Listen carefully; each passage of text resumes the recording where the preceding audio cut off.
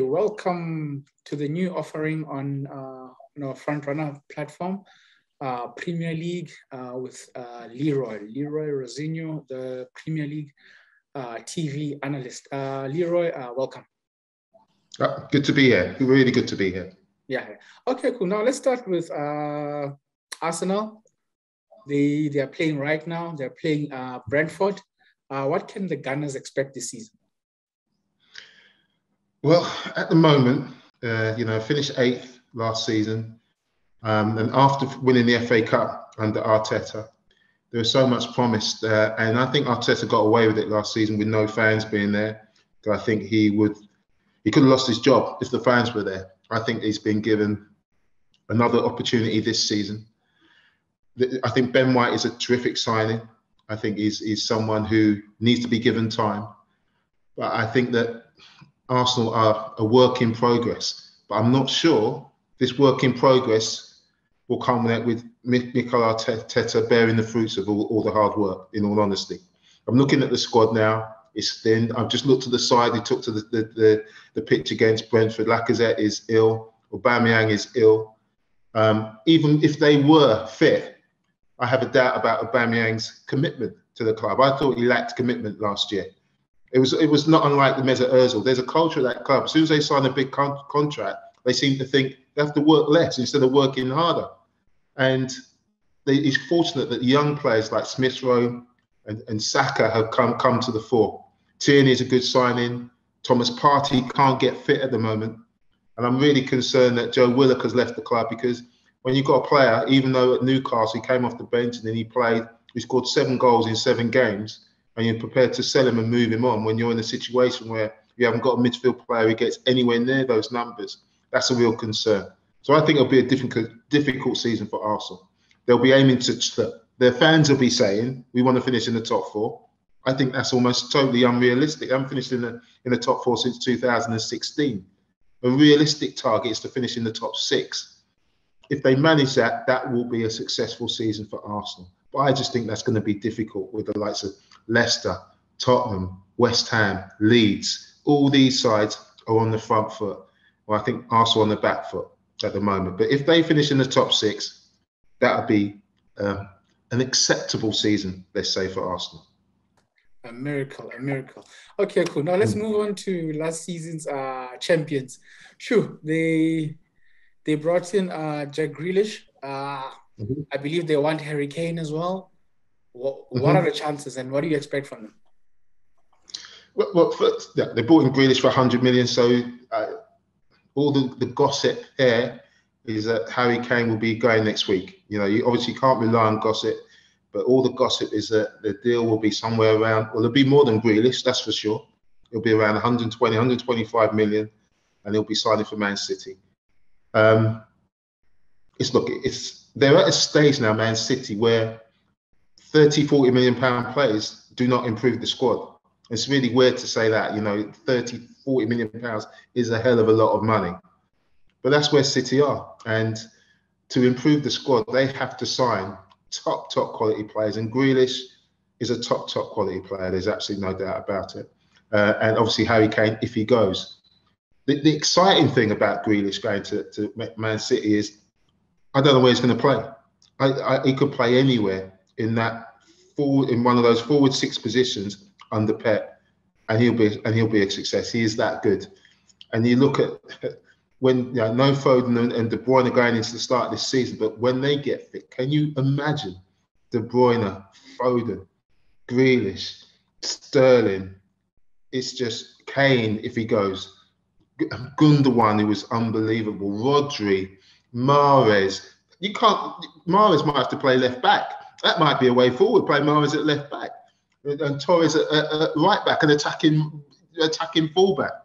And then you've got Cancelo attacking. But then defensive-wise, Diaz was incredible. Stones has been terrific, signed a new contract. They are superstars all around that pitch, and they've got the best passing goalkeeper at the back in Ederson. So, look, it's very exciting for Man City. They are the favourites, no matter what, but they are the favourites, and they're the team to beat. And they're the team to beat because they not only have a team, they have 24 players who can all play first-team football, and they wouldn't be weakened. So it's very exciting for Man City fans. And look, the one thing, put aside the money, which is obviously, that's another debate, that's another program. But when you see money spent like that, then you see the type of football that they deliver, you have to applaud it. You have to applaud it because it's magnificent. And that's what we'll see, magnificent football at Man City. It's been winning football. Can they retain the title? Most probably. That's what I would say, most probably. But there's going to be a few people who want to try and stop that. Wow. Yeah, I think they'll retain the title as well. The signings are just amazing. Okay, now they face Spurs in their opening match under Nuno. You know, not sure if he did well at Wolves, but what do you expect from Spurs under Nuno? Well, I thought Nuno did do well at Wolves, and then it came to a natural halt where it tried to almost change the dynamics of the team, you know, in terms of some new signings. Obviously, Jota moved on, a few other players, people like Semedo came in, and it didn't quite work for me, you know, that last season under Nuno. But I have no doubt he's an outstanding football manager. I'm really glad he's been given the opportunity at Spurs, because I think it's the right time to go in at Spurs. Look, if Harry Kane goes, I think expectations at Spurs will be much lower. And we've got to remember, under Harry Kane, Spurs didn't win anything. Let's be honest, every time Spurs got close to winning anything, Kane was actually the problem. When they got to a final, he hadn't been fit for 6 weeks. They put him straight in and he's nowhere near fit. They lost the Champions League final. So I think this might be a good thing for Spurs if they get their recruitment right. And the first thing that Spurs have to do is get it right at the back. I know the money from Kane, people saying, what about replacement for Kane? You've got to remember, they've lost Alderweireld, they've lost Vertonghen, they've lost Danny Rose, they've lost Walker, they've lost, I think Lloris was rumoured to be going on. So that back five is, by the way, Eric Dyer is maybe past his best as well. You know, he's part of that back 5-6. He was terrific under Pochettino. So you have to have a good foundation. And I think the Spurs fans will give Nuno a chance, or give him time to get it right. And that's a good thing for Spurs. And so what they should be doing, I think, is concentrating on winning the cup, getting over the line. You know, to get rid of Mourinho before the League Cup last year, I know there were other things involved, most probably bonuses and stuff like that, seem ridiculous. And they want to win something. So maybe they can concentrate on the cup.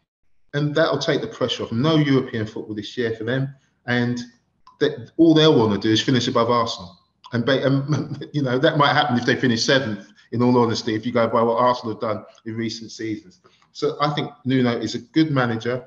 I think he knows how to get good players in the club at a certain level, which I think Spurs will be working at.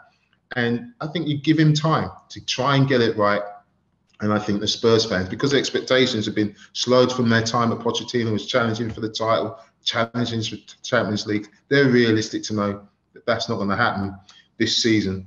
And so I think given time, he might get it right. So, you know, Spurs fans, be optimistic.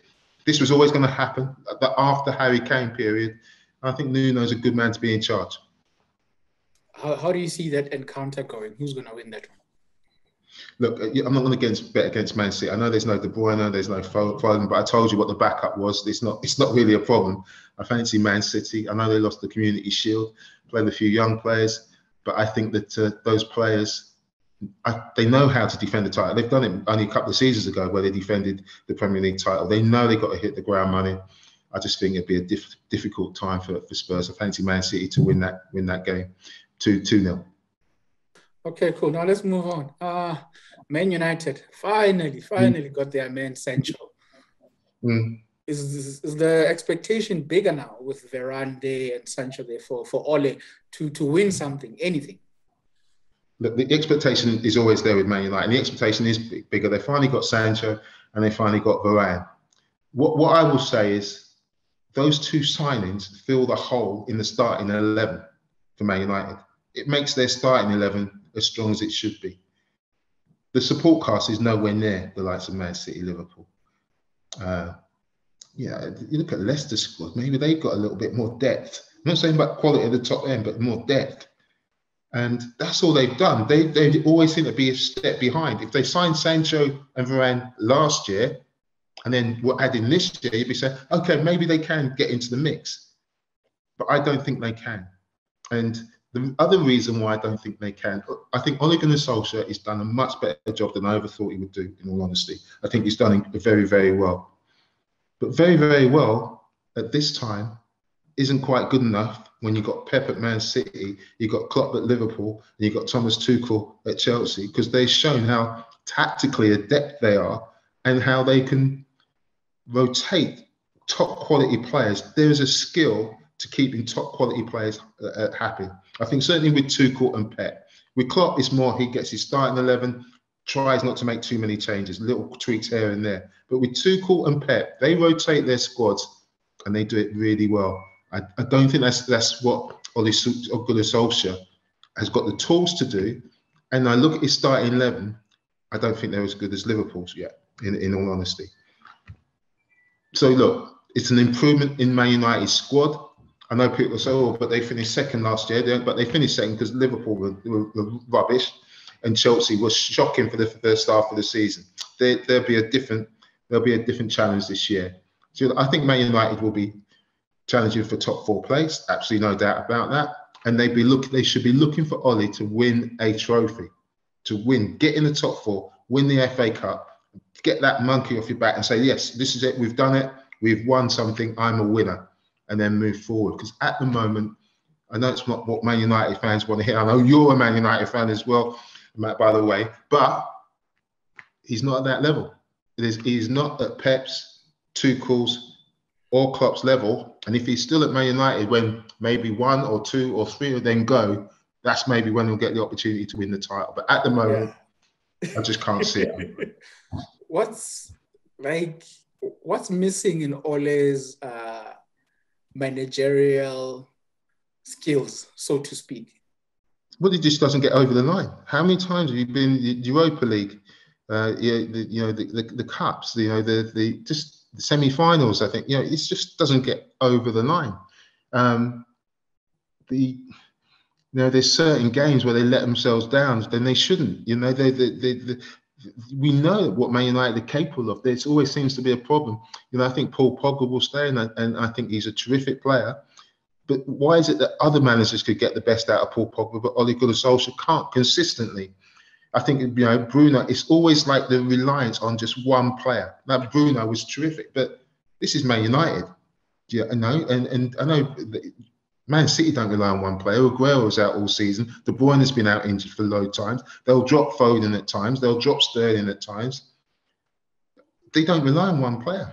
But for Man United, it seems one player has to be at the top of his game. If that one player isn't playing at the top of his game, Man United don't get a result. The season before, it was Pogba. Pogba didn't play. Man United didn't win. Now it's Bruno. If Bruno doesn't play, Man United don't win. They have got to maybe Sancho brings more responsibility to that first team squad. Certainly Varane does that as well. I just don't think they're quite there, in all honesty. And I think if Man United fans were honest, they would feel in measuring them up against like the Man City, Liverpool and Chelsea, they aren't there. And it'll take a minor miracle for them to win the Premier League this season. So, yeah, they are in the mix. They'll be challenging.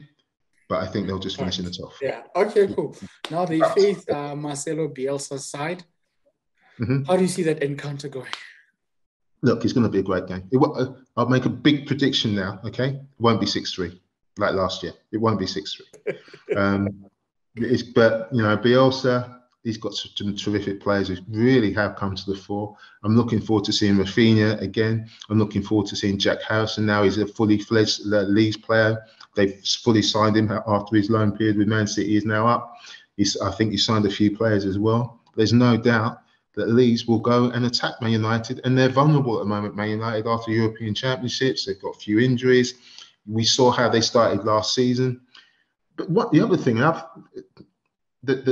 think Harry Maguire was terrific in the Euros. I thought when he got fit, he was absolutely terrific. So he's got to stand up and be counted. But they can't start off as slowly as they did last season. They were shocking at the start of the season. They were awful, didn't they? Got walloped by quite a few sides, and that cost them. So if they're going to stick in there, they've got to get a good start. And you know what? Against this Leeds side, Man United will be expecting to win. But you know what? Under Bielsa, Leeds will be expecting to win as well. They are fearless and they fear no one. So I think it's going to be a tough game. So I'm going to sit on the fence with this one, and I'll go for a 1-1 draw. And I think that'll be a decent start for both sides. Okay, cool. Now let's move on to Chelsea. They will be facing Crystal Palace under Patrick Vieira. They re-signed Lukaku, to really, really show their intention. They just won the Super Cup. They're riding on a high right now. Yeah, and they were in the FA Cup final, lost out to Leicester. Everybody's starting to doubt them. They scraped into the top 4, and then they won the Champions League. It's funny, like they managed to be extremely successful off the back of Frank Lampard's tenure, where we thought, look, it'd be great for them to just finish in the top 4. It's winning is a habit, and to come away with the Super Cup a few days ago is really important. Yeah, I saw the pictures of them celebrating in the dressing room. They loved it. They love winning, and the key for Thomas Tuchel to get Lukaku over the line again, £97.5 million. That he's a different player to when he was at Man United. I've seen him when he was since then. When at Man United, people blamed him for things breaking down, and to be honest, things did break down with him at Man United. I thought it was a lack of confidence, but he's gone to Italy, and someone has maybe just put him straight. And by the way, most probably didn't take a lot to put him straight and focused. He looks lean. He looks the fittest I've ever seen him. His ability, he loves leading the line now. At times at Man United, I didn't think he loved leading the line on his own, doing the hold-up work. But he relishes that now as much as scoring goals. So Lukaku for Chelsea is a magnificent signing. I still think Timo Werner was a terrific signing. When he's playing in the side and his pace up front gives him an unbelievable different dimensions, because he is lightning quick and he creates space for others. Jorginho comes off the back of a Euros where everybody in this country was doubting him, including me. I used to call him the crab. Everything was sideways, but he looked an absolutely, totally different player for Italy. And you think, okay, that's why Chelsea signed him. You've still got Ziyech, you've got Hudson-Odoi, you've got Mason Mount. It's not unlike the Man City when you're just saying all these players' names. Chilwell has been terrific. Reece James has been fantastic. Aspilicueta, unbelievable leader. Rudiger, Thiago Silva, great leaders. You've got Kurt Zouma, who can't get in the side. That's why they've allowed Tomori, who I think is a tremendous player, go to AC Milan for £25 million. That is the strength of their squad. And that's why, and you know what? Although I thought Chelsea were boring at times under Thomas Tuchel last year, boy, were they effective, and boy, did he get it right most of the time. And he's shown just what a very good manager he is. And they're going for it, Chelsea. They ain't signing Lukaku just to finish in the Champions League. They ain't signing Lukaku to win the FA Cup. They're signing him to try and win the Premier League. That's so true. That's so true. The Premier League is what they're really going for. So now, Crystal Palace, they've brought in Patrick Vieira. I'm not sure how he did at OG Nice, but what do you expect from him as a manager in the Premier League? As a manager, look, Patrick knows what the Premier League is all about. But as a manager, what I've seen from his ties is the ties who want to play. They want to play at the back. They want to control the games through possession of the ball. That's something that Palace didn't do under Roy Hodgson. They controlled the game out of possession. They wanted to be solid without the ball and basically get the ball to the front players as quickly as possible and play on the counter attack most of the time. He wants to change the culture of the football club and make it much, much younger. They were an old side. They were an experienced side. The signings, I do like the signings. I think Anderson, who was on loan at Fulham last year, is a good signing, the centre half.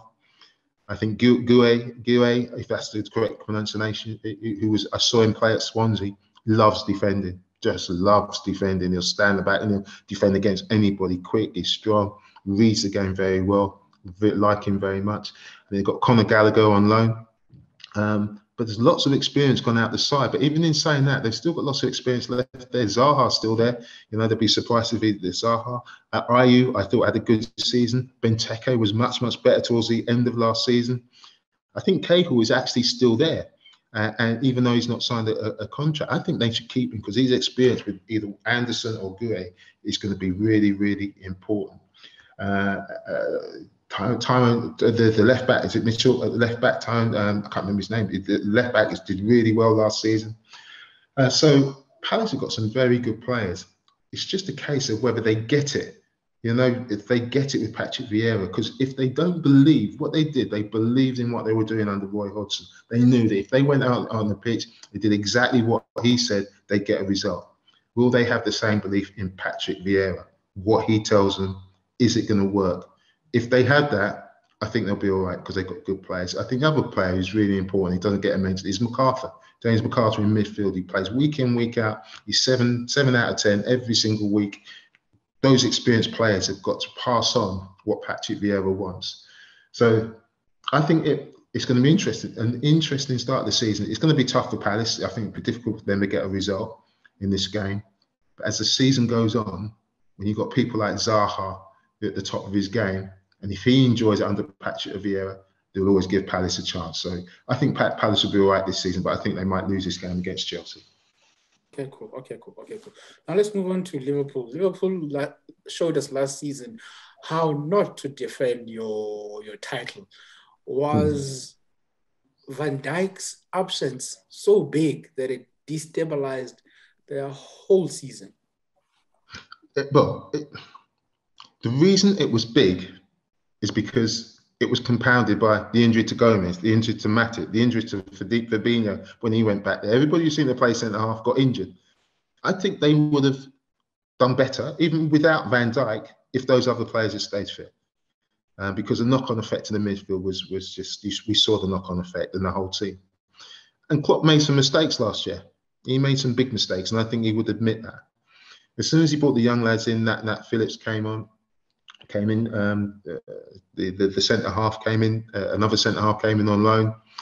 Even though they were nowhere near as good as Van Dijk and Gomez and Matip, the Liverpool side could cope because they knew, the front six knew what they were doing. Van Dijk signed a new contract today. I don't think he would sign that contract if they weren't confident that he wasn't 100% fit. He signed to 2025, which is magnificent because to replace the Van Dijk, it would cost more than £125 million. As simple as that. He was that good. Gomez and Matip, they're good support cast. Fabinho is going to be really important with the absence of Wijnaldum. Can't understand why Wijnaldum was allowed to leave on a free transfer. That will never, ever make sense to me. I think it shouldn't make any sense to Liverpool fans because he's gone to PSG with Messi, with Neymar, with Mbappe. He can't be that bad. Why would you let someone go on a free to PSG and then take him? He must be a decent player. But the good thing for Liverpool is that I thought at the end of this season that one of Salah or Mane would be moving on. In all honesty, I thought their time had come to an end. It doesn't seem. Doesn't look like that's going to happen, even though the transfer window still has time to run. And they are as good as anybody. You look at Salah, Jota, Mane, Firmino. That front four could play for anybody in the Premier League, including Man City, including Chelsea. They'd be as good as anybody. And with the experience of Milner and Henderson, natural born winners. And then they've got some good young players coming through as well. Harvey Elliott, who was on loan in the Championship at Blackburn, started at Fulham. They signed him from Fulham. He's been incredible during pre-season. He's an incredible talent. Curtis Jones, who played a bit part last season. So I'm wondering if one of those could there's a pathway left by Wijnaldum for one of them to burst onto the scene. But the other player is that we're all looking forward to a couple of years ago was Naby Keita, and he's been injured and he's not done as well as he can. And obviously, Oxlade-Chamberlain's had his injuries as well. They've got some good players. And Alisson signed a new contract there. Robertson's top quality. They have got some good players. That's why I put Liverpool right up there in the mix with Man City and Chelsea. I think they'll become just a little bit short of those two sides, if I'm honest. But I think they'll be right there in the mix. I wouldn't be surprised if they're right in the middle of them because they've been there. If they can get that form from a couple of seasons ago and get that rhythm in their game, we know how good they are. They're actually unstoppable at times.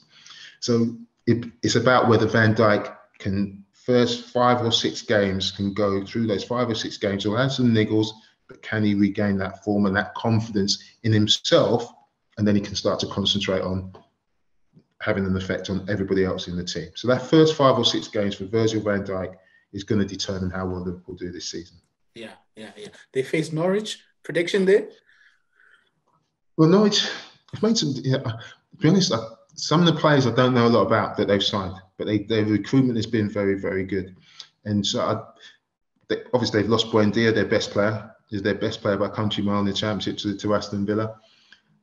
They would have learnt though from their mistakes last year, and I'm hearing Norwich fans very confident they've got a bit more depth, but they're still concerned that they might not have enough. I think they'll be better, but will it be enough? Being better, maybe get some one off the bottom, not bottom, one off the bottom, second from bottom, because they were that poor last year. Even though they played some wonderful football, it was naive. They was losing football. Can they be better to finish fourth from bottom? I'm going to reserve judgment on that, because I do think there might be some sides in the Premier League who have got worse. I'm waiting on Southampton. Southampton fans said they signed some decent players. But when you lose Vestergaard, Bertrand, and Ings as well, you're in one, and you've lost all those players along the line. I think that's very difficult to replace. So I think they won 3 games in their last 21 in the Premier League, Southampton. So Southampton might finish below them. Birmingham haven't signed anybody. So Burnley haven't signed anybody. They might finish below them. They might be worse. So Norwich might have a chance of staying in the league because other sides have got worse. Now, South Africa has a very large following of the Toon Army. What can they expect from the army? Well, the Newcastle fans here are not happy at all, and they're not happy because the chairman is still there, and they feel that the club's being run poorly. But if you concentrate on the football, there's loads of things said about Steve Bruce last season. It made his job very, very difficult. But towards the end of last season, when he got Callum Wilson fit, and obviously Joe Willock was scoring goals for fun, they looked a decent side. So it looks like the Joe Willock thing might get over the line. I'm not sure if it's done, but I think it's done. It's over the line. Done. 6-year contract, and it's about keeping their best players fit. And I do think they've got more than other sides. I don't think they'll get relegated. And I know that sounds really negative, but I think Steve Bruce they've said he's going to sign a new contract. The squad that they have, there's I think about 5 or 6 players who are still there from when they came up from the Championship. So that's what he's working with. But I do think that they have got enough to stay in the division. Is that enough for Newcastle fans? Maybe not. I think the big disappointment for Newcastle fans is the way they went out to the team that's playing tonight, Brentford, in the Cup last year. You know, that was they wanted to go all the way to the Cup, and that's what Newcastle fans maybe should be hoping for. Do well in the Cup and stay in the division, stay in the Premier League. Oof. So chances are they will not win their match against West Ham. I'm hoping. Look, last year Newcastle beat them on the first game of the season. West Ham were joy last year towards the end of last season under David Moyes. You know, obviously Jesse Lingard came in, was terrific. But before Jesse Lingard came in, they were amazing. You know, Declan Rice was fantastic in midfield. Antonio, outstanding. Jaden Bowen was great on that right-hand side. They were a joy to watch. They really were. So I'm hoping they have that attitude. I know that he's looking to sign players because they got Europa League football this year, West Ham as well. But with the fans will be really buoyant. And when the fans at West Ham are on your side, it's a difficult place to go. And that's what they need to make the London Stadium a difficult place to go, which it wasn't before the pandemic. So I fancy West Ham to get a result under David Moyes. I think they've got the better players. It sometimes doesn't work like that. It will be a tight game. But I just fancy, if all things being even, West Ham should win that game and get the result. Okay, cool. Now, for the next fixtures, predictions only. Watford, Villa. 3-1 Villa. Everton, let me see. Jeez, who's Everton playing? Southampton. 2-0 Everton. Okay, Leicester, Wolves. 1-0 Leicester. Okay, Burnley, Brighton. 0-0. 0-0. Okay, cool. Speaking of Brighton, there's a South African there, Percy Tau. There's so much expectation from him in South Africa. What's the talk like in the UK about him? The talk like he's been left out of the squad, the starting squad for the Premier League, from what I hear. He's only started, I think, one game in 3 years since he's been here. Been out on numerous loans in Belgium. And I think the key is that Brighton has signed a Japanese player on the wide left called Mitoma. I saw Mitoma in the Olympics playing for the Japan national side. I thought he was a really good prospect. So they signed him and they sent him out on loan to Belgium. I think that's through permit reasons. So the indications from what I heard, obviously don't take my word for it because I'm not on the inside at Brighton, but is that he's not being included in the squad for the Premier League. I have something here. It's I think it was a press conference. Graham Potter says Percy has been training with us this morning and has been interest from him from overseas. Nothing new yet. I believe he'll be available he's available for TEFMO. There you go. Yeah. And I think when you're left out of the starting squad for the Premier League, I think it's time to move on. I don't think there's any point staying and trying to fight for you because it's such a long way to try and get into the squad. Percy's been there. I think he's 27 now. I think he's 27. He needs to be playing football. Yeah. Sorry, Lee. Yeah. Graham Potter said he is available for the game on Saturday, but I'm not sure if he's traveling or not. I'm not sure. It just says he's available. That's all. He's available doesn't mean that he's going to be in the squad, you know. And I think it's a real shame. I'm not sure Graham Potter really truly believes in him as a player. Brighton have had real problems sticking the ball in the net. They've played some pretty football, so they play some attractive football. And Graham Potter is a very good coach.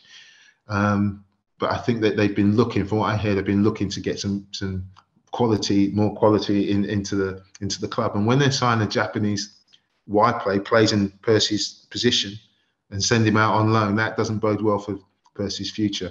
I hope I'm wrong, but at the moment the signs don't look great for Percy getting an opportunity. Look, he's had hardly any opportunities, and that's really difficult for a footballer when your parent club loans you out incessantly and you don't get an opportunity. You need to get to a place where you're loved, people believe in you for you to play your best football, and I think that's maybe the best way forward for Percy.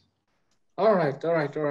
Thank you much. Thank you so much, Lee, for this very first installment of Premier League on Frontrunner. No problem. Nice to see you. See you soon.